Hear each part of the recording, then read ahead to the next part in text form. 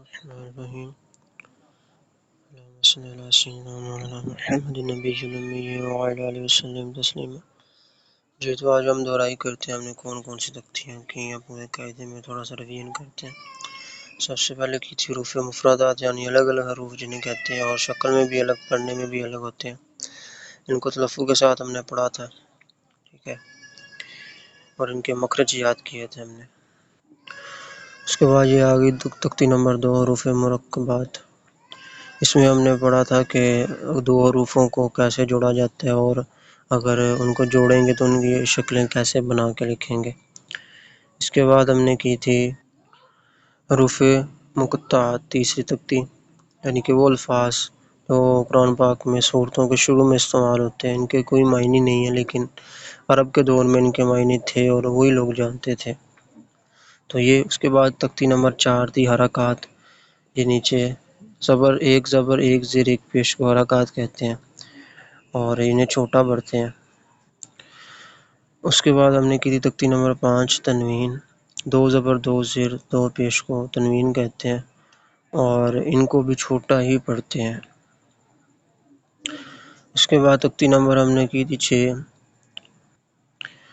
حرکات و تنوین کا ٹیسٹ، یعنی کہ مشق، کہ جیسے لفظ آبدن کے اوپر حرکات کتنے اور تنوین کتنے ہیں۔ 2 حرکات ہیں، حمزہ زبر اور با زبر، اور دال 2 زبر جو ہے وہ 2 زبر یعنی کہ تنوین ہے، یہ ہم نے کی تھی۔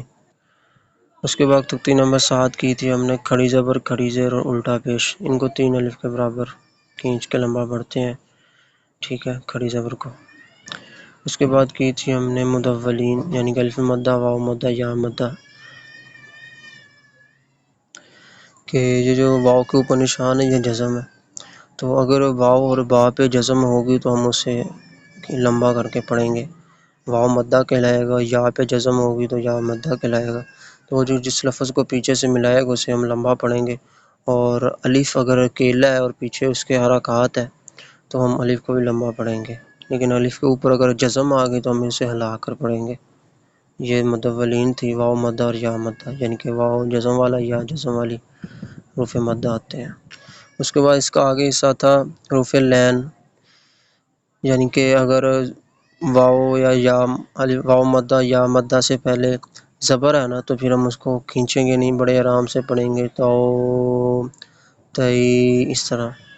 اس کے بعد ہم نے تختی نمبر 9 کی تھی، اس کے اندر حروف مدہ بھی تھے، کھڑی زبر بھی، الٹا پیش بھی، اور حرکات بھی، تنوین بھی، سارا کچھ تھا، تو اس کی ہم نے پریکٹس کی تھی۔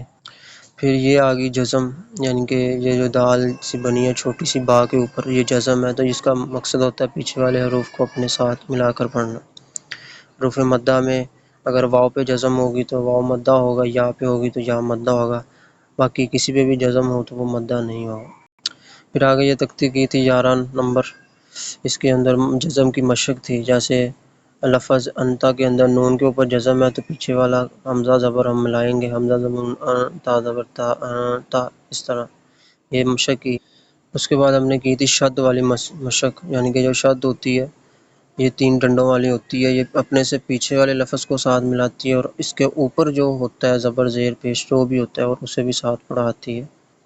اس کے بعد تختی کی تھی شد کے بعد شد والی، پچھلے دنوں میں، کہ اگر شد کے بعد پھر شد آ رہی ہے تو ہم اسے ملاتے جائیں گے آگے جتنی بھی شدیں ہوں گی، شد کے بعد جزم ہوگی تو ہاں جی، پہلے ہم شد کو پڑھیں گے پھر آگے شد کو جزم کے ساتھ ملا دیں گے، جیسے میم زبر مر، را پیش و رو، ٹھیک ہے، مر رو، اس طرح۔